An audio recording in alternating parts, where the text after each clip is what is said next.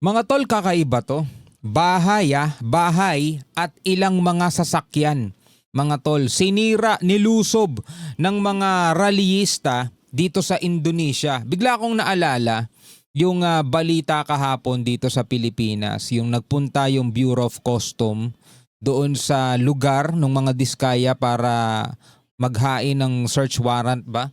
Doon sa mga sasakyan. Sabing ganun, dalawa na lang daw mga tol ang nandudong sasakyan. Saan na napunta yung iba?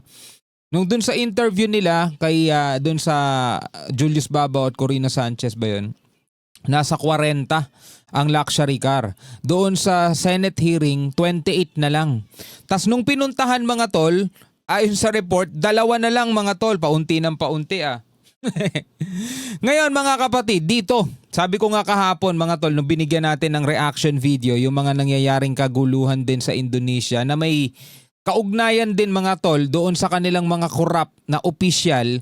Grabe, nagwala talaga mga tao doon. Sabi rito, niransak mga tol, no? Sinira, nilusob yung mga bahay ng ilang politiko. Kaya napakaswerte talaga ng mga politiko rito sa atin. Napakababait na mga Pilipino. Well anyway, panoorin na lamang natin itong balitang ito mula rito sa News 5 Everywhere. No? Nabasa ko ngayon ilang mga comment Sabi, wag niyong intayin na ganyan din ang mangyari dito sa Pilipinas sa sobrang galit ng taong bayan. Naku, wag naman po sana, syempre. Mahirap naman mga tol kung gaabot tayo sa ganito. Kasi nawawala na talaga tayo ng kapayapaan pag ganun nang nangyari. Pero ito, panoorin natin mga kapatid etong mga nangyayari dito sa Indonesia ngayon. Alright, so bago natin to simulan, huwag mong kalimutan mag-subscribe. Click mo na rin ang notification bell para ma-notify ka whenever na may mga bago tayong reaction videong tulad nito. Alright, so ito panonoorin natin. Bahay ng ilang politiko sa Indonesia nilusob at niransak ng mga rallyista. Sabi pa nga rito sa report, winasak nila ang mga luxury car at tinangay ang mga mamahaling gamit. Sabing ganon mga tol, no? Nilusob at niransak ng mga Indonesian ang ilang bahay ng mga politiko. Winasak nila ang mga luxury car at tinangay ang mga mamahaling gamit. Grabe, no? Iba mga tao doon. No? Iba ang mga tol, iba ang gigil, iba ang galit na ipinakita ng mga Indonesian people. Sa sobrang galit nila doon sa mga politiko sa kanila, yung mga tinuturing nilang corrupt officials, talagang sinugod na nila mga tol yung yung mga private property, yung mga bahay. Tapos yung mga luxury car pinagsisira. Di ba dito mga tol? Kita nyo naman kung gaano katindi yung mga luxury car. Hindi naman sila mga politiko, mga contractors yung mga yon, di ba? Pero imagine, paano sila nakakakuha ng kontrata sa gobyerno ng mga ganong mga bagay? Diba? Tapos ghost project pa yung iba. Ibig sabihin walang naidi-deliver. Hindi ba yon Hindi ba yon hahanapin ng gobyerno na nagbigay sa kanila ng kontrata? O kamusta na yung ipinapagawa namin sa inyong flood control project? O bayad na kayo. Sabi rito sa kontrata tapos na. Patingin nga. Wala bang sumisilip ng ganon para makalusot ang mga ghost project na ganyan? Well, alam na, 'di ba? Alam na may kasangkot mga tol sa gobyerno. 'Di ba? Kaya napakababait talaga ng mga Pilipino at hindi tayo umaabot sa ganitong klaseng kaguluhan, no? Ang ugat niyan, korupsyon sa gobyerno. Narito ang Frontline News Abroad. Puwersahan ng pinasok ng mga galit na Indonesian ang bahay ng ilang miyembro ng parliament. Isa na riyan si MP Ahmad Saroni. Kabilang sa pinuntirya ng publiko ang luxury cars na pag-aari ng politiko. Nako. Mga politiko rito, marami ding luxury car, mga nakatago lang Malakas lang talaga loob ng isang kontraktor at talagang ibinida niya dun sa vlog. Meron kaming luxury car, ganito karami. Ito, binili ko to kasi nagustuhan ko yung payong. Diba? Buti hindi madlang people lang lumusob sa kanila, Bureau of Custom din. Alam niyo naman, Bureau of Custom Hindi rin naman natin masasabing malinis yan, mga tol. Talamak din yan. Palo at winasak nila yan. Habang ang kanyang mga gamit mula refrigerator, TV, mga plato, mamahaling damit, relo at bag, at kahit pang life-size Iron Man statue, tinangay. Looting. Nag-loot na sila. Nilooban din at tinadtad ng spray paint ang bahay ng politikong si Uya Kuya. Nauna nang niransak ng mga rallyista ang bahay ng Indonesian Finance Minister. Ganun katindi no mga tol. Wala na, hindi na naawat nung kanilang mga security guard. Syempre, 'di ba may mga security dito. Hindi ka pwede basta-basta lumusob mga tol sa bahay ng mga maliban na lang kung ganito karami, pero malamang haharangin talaga kayo ng mga niyan, mga bodyguard niyan, mga security niyan, saka mga police, 'di ba? Makikipag-anuhan talaga kayo diyan, makikipaglaban talaga kayo diyan. Dito sa Pilipinas mga tol ganon.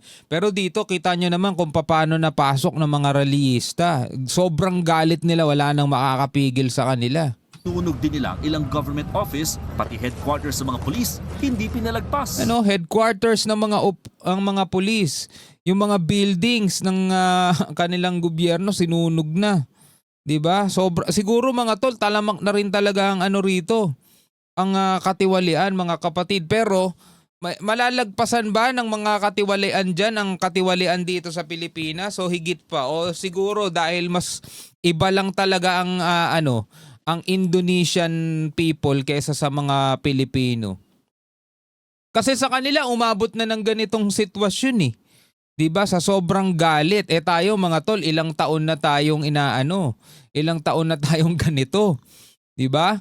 Mula pa sa mga naunang presidente na hindi na natin inabutang buhay, mga tol, ganito na talaga Pilipinas. Sabi nga, 'di ba, maunlad pa daw tayo noon Idol nga daw tayo nung leader nung Singapore dati. 'Di ba? Ang Pilipinas isa sa mga nangungunang mabilis na ekonomiya sa Southeast Asia o dito sa ating rehiyon. Anong nangyari? 'Di ba? Anong nangyari sa Pilipinas? Matagal na tayong ganito mga tol Ang ilan naman may dalang watawat ng kilalang Japanese anime na One Piece na naging simbolo na ng protesta sa mga polisiya ng gobyerno sa bansa. Sa halos isang linggo ng mga riot sa Indonesia, 8 na ang naitalang nasawi. Nag-umpisa yan ng tutulan ng mga estudyante at iba pang progresibong grupo ang 50 million rupiah o higit 170,000 pesos na house benefits kada buwan ng halos 6 na raang miyembro ng House of Representatives. Grabe. Balikan natin mga tol Balikan natin. Eto tignan nyo Eto tignan nyo mga tol Masasabi talaga nating mabait ang mga Pilipino. O tignan nyo Sibong grupo ang 50 million rupiah o higit 170,000 pesos na house benefits kada buwan. 170,000 pesos house benefits kada buwan ng kanilang mahigit 6 na raang tawag dito, kongresista. 170,000 mga tol, ganito nagwawala sila, 170,000 pesos. Nagwawala sila. Ano pa kaya kung mga taga rito yan sa Pilipinas? Ang pinag-uusapan dito sa atin mga tol, hindi 170,000. Panggas lang nila yun Pangkain lang nila sa restaurant yun. Biruin mo yung mga anak nila mga tol, gumagastos ng kalahating milyon sa isang kainan 'Di ba?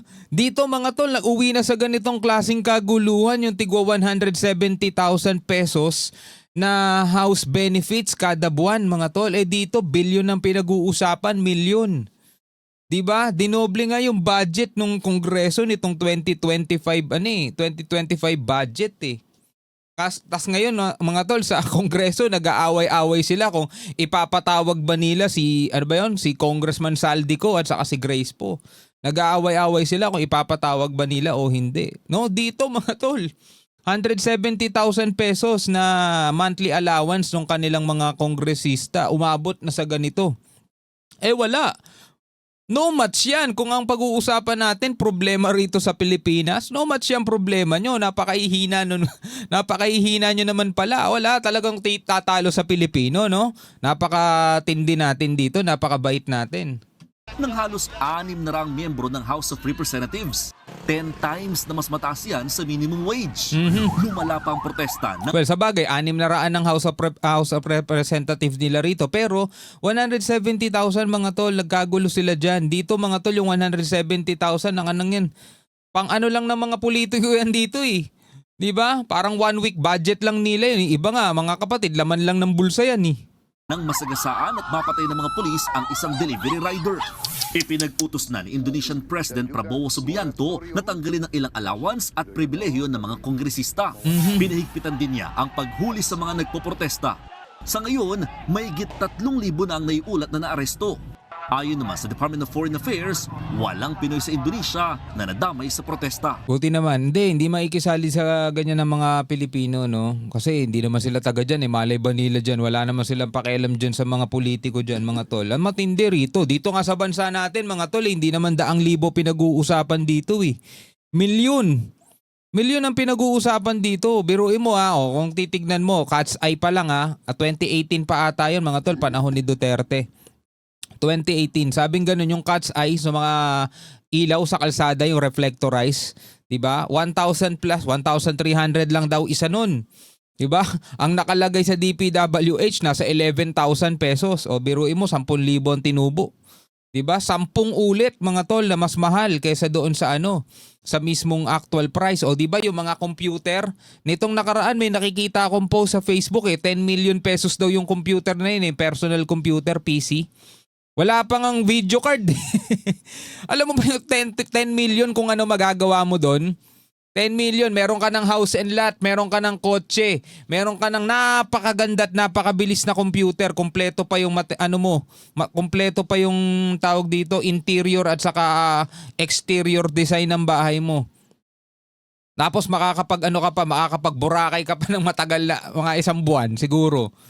Ganon mga kapatid, napakarami mong magagawa sa 10 million. Yun mga kapatid, ang halaga nun, 1 PC lang. Grabe no, ang tindi ng korupsyon dito sa Pilipinas. Pero hindi tayo umaabot sa ganito. Diba? Hindi tayo umaabot sa ganito. Nagbabalita mula sa Frontline, Ngayon nakita nyo na mga tol kung bakit talamak ang korupsyon dito sa Pilipinas. Diba? Kasi mga kapatid, yung mga Pilipino, minsan, hindi naman minsan, siguro madalas. Alam mo kung saan tayo dinadaan ng mga politiko? Masyadong mababa yung natin dito, edukasyon, para manatiling mangmang, yung karamihan. Tapos nadadaan nila sa pamamigay-bigay ng mga ayuda, ganyan, o tumutulong kami, o akala mo talaga galing sa bulsa nila, di ba? Namamahagi sila ng mga ayuda, pagtulong, pero ang totoo nun mga tol, inuutulang talaga tayong lahat na mga yan. Diba? Ang sabi nga, ang dapat namimigay ng ayuda, mga DSWD diba? O tingnan nyo kung sino namamahagi ng ayuda, sino yung mga nakalagay dun sa poster, sa mga tarp, sino yung mga nasa entablado namamahagi ng ayuda, akala mo talaga kanila. Ginagamit nila yun mga tol Sa tingin mo yung ayuda, talaga yung budget na halimbawa 500 million ang ipamimigay, talagang naipamigay lahat yon. Meron din silang kickback dun. Diba? Ganon dito sa atin. O ba't nananatili silang ganun kasi hindi tayo umaabot sa ganito, which is wag naman din sana wag naman sanang umabot sa ganitong sitwasyon na talagang pag hindi na nakapagtimpe ang sambayan ng Pilipino, wag naman po sana Anyway, bilang mga Pilipino, ano ang inyong masasabi rito sa nangyayari ngayon sa kaguluhan dito sa Indonesia? Comment na lamang kayo sa ibaba. Hanggang sa muli, ako nga pala si Shobaldi. Peace out.